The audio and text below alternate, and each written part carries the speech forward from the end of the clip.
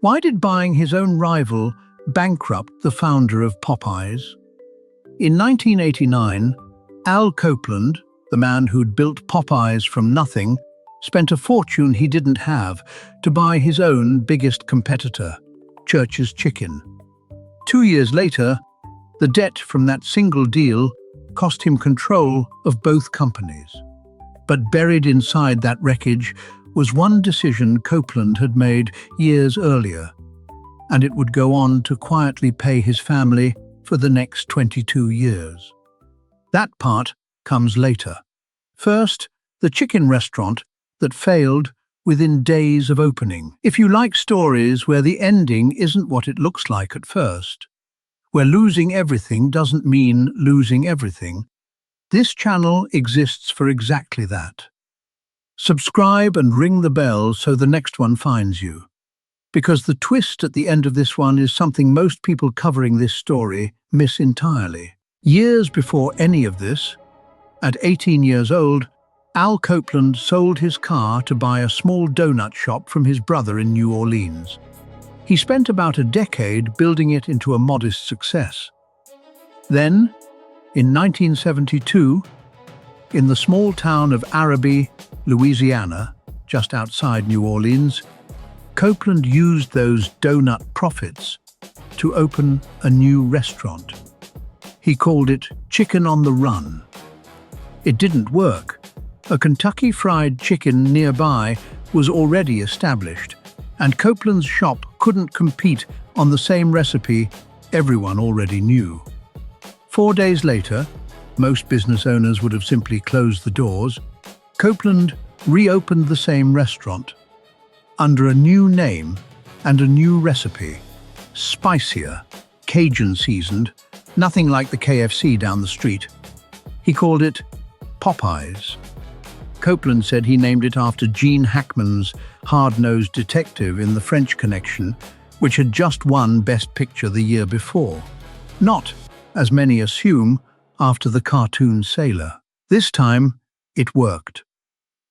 The lesson Copeland seemed to take from it, that you beat a bigger competitor by being bolder, not more cautious, would define the rest of his career. Copeland started franchising Popeyes in 1976. Over the next 13 years, the spicier chicken that had barely survived its first 4 days grew into roughly 800 restaurants across the country, making Popeyes the third largest fried chicken chain in America, behind only KFC and one other name. That other name sat directly ahead of Popeyes on the list, and it was personal. Church's Fried Chicken, the second largest chain in America. Church's had been founded not far from Popeyes' own home turf, and for years the two chains had competed directly for the same customers in the same southern markets. Copeland didn't just want to catch Church's, he wanted to own it outright. In February of 1989, Copeland made his move.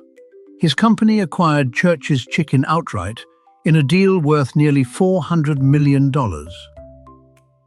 Copeland financed almost the entire deal with debt, high-interest junk bonds, the same instrument fueling the era's biggest corporate buyouts. In plain terms, that meant borrowing heavily against the future earnings of the very company he was buying, and selling that debt to investors willing to accept the risk in exchange for a high interest rate. It's a bet that only pays off if the combined business generates enough cash fast enough to keep making those interest payments. Combine Popeyes and Church's, the thinking went, and you'd have a company big enough to go after KFC itself. As long as the bet held, it didn't work out that way. Months after the acquisition closed, the junk bond market collapsed nationwide. The refinancing Copeland had been counting on to manage the debt simply wasn't there anymore. The bet the whole deal depended on had already started to come apart before the two chains had even finished becoming one company. Meanwhile, running two large fried chicken chains as one company turned out to be harder than buying them.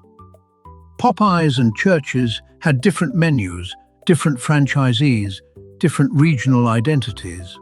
Merging them cost more and moved slower than the deal's financing had assumed. None of that was optional or postponable. Interest payments kept coming whether the integration was ready or not. And they were coming faster than the combined company could generate cash to cover them. By November of 1990, Copeland's company was already in default on $391 million in debt.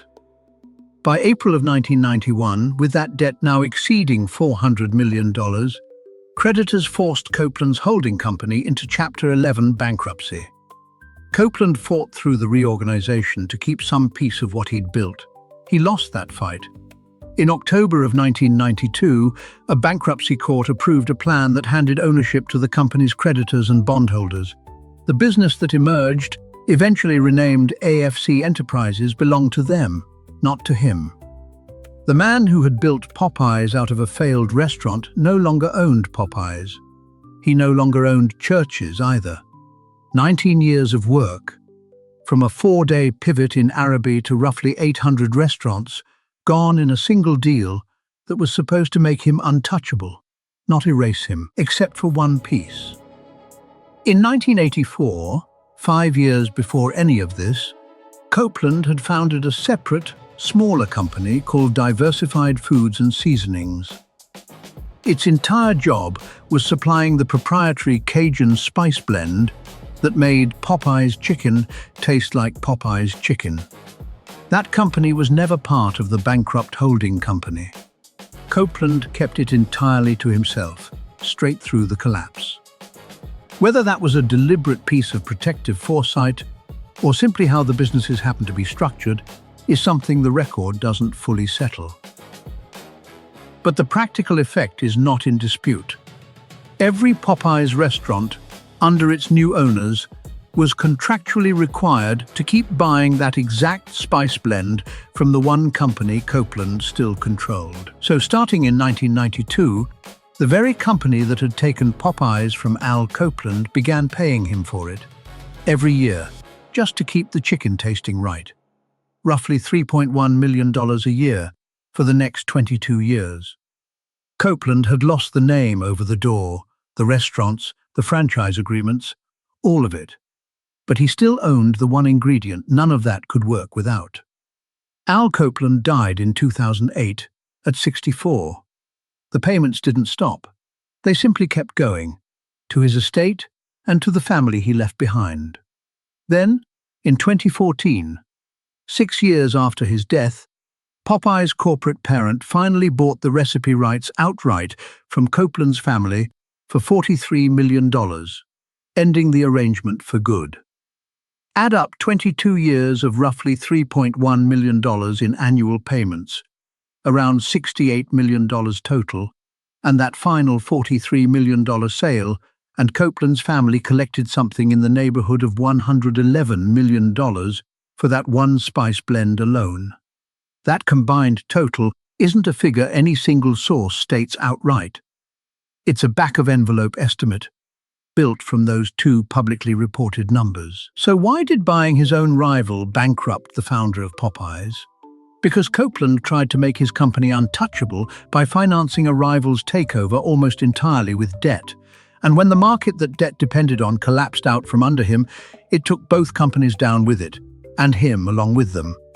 That's the whole first half of the answer, and it's the half every cautionary tale about over-leveraged buyouts already tells. The second half is the one this story actually earns. The same 1989 decision that cost him everything also happened to protect the one thing that outlasted it. Copeland never got Popeyes back.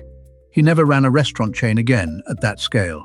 The company is currently owned by Restaurant Brands International, and Church's, now Church's Texas Chicken, has changed hands several times since, most recently to High Bluff Capital Partners.